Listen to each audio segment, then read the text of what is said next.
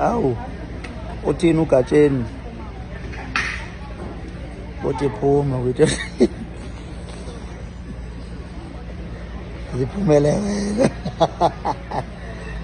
Hey, cha bafowethu, ngiyacela nje sengadidiswa. Ngicela amavoti afakwe kakhulu njengoba kuvalwa kusasa ngo-12 emini. Kuvotweni kakhulu, uya SMS uthumela uthi ingoma uthumele ku-33 665. Uvota ke noma ikangaki. Ama-SMS ngicela abantu bewafake. Uvota noma kangaki. Inzondo okuyinzondo ebhekiswe kumina angifiki nakho manje.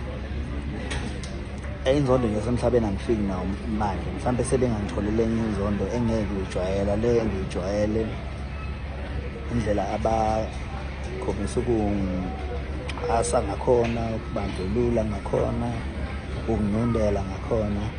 I don't think-ke bazophumelela ngoba uma ngi-check-a abantu bayasayida kakhulu nomuntu osuke ecindezelwe, nomuntu osuke ekhombisa ukubandlululeka ngaleyo ndlela.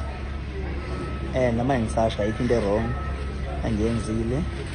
Nami ngarelease ingoma njengabo bonke abantu, bayithanda abantu ingoma, bayi-streama, yahanjiswa emsakazweni, yadlala emsakazweni njengazonke ingoma. Uma kufanele kungena ingoma kufanele kuhlukanise unyaka, bayivotela abantu bayifaka, nabanye bayivotela bafuna ukuhlukanisa ngayo. Akekho-ke umuntu engimthukile nento wrong engiyenzile. Inzondo nje ekhona engiyibuka engayazi ukuthi kodwa-ke ingeyani. Ngijabulile-ke ugatsheni noma ethi uzohamba eyobheka ukuthi ngichumana kangaki nabaphathi bokhozi. Into ebalulekile-ke leyo okumele ayenze. Iyangijabulisa uma efuna ukwenza leyo nto ngoba leyo nto leyo izokhipha ubuqiniso.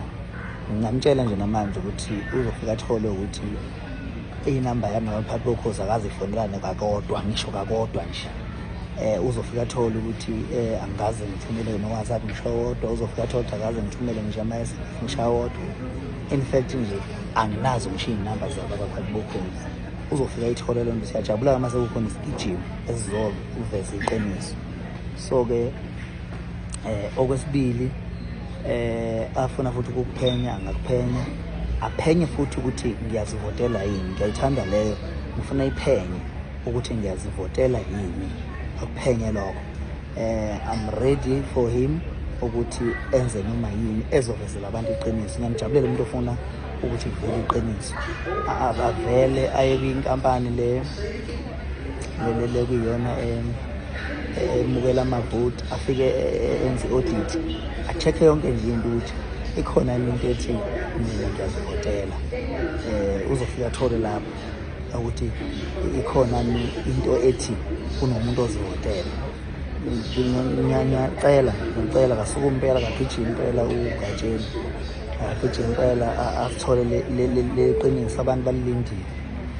Sizomkhumbuza futhi, velokhu simkhumbuza ukuthi gatsheni wathi uzohamba uyothola iqiniso, hamba ukuthola iqiniso. Abantu abangayeki ukuvota bavote ngamandla.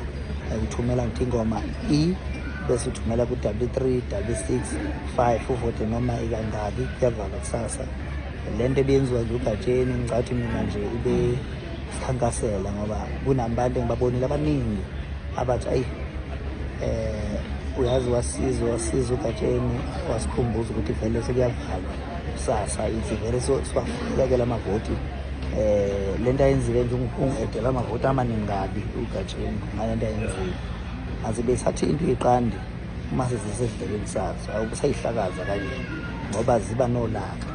So-ke bese kumele sale seyiyeka nje sihlale esidlekeni. Wavele wafikeni wayihlakaza esidlekeni. Bavota-ke abantu manje bacasukile bagile iy'manga. Asazi-ke wegatsheni ukuthi uthembeni ngempela, sazi ulungile.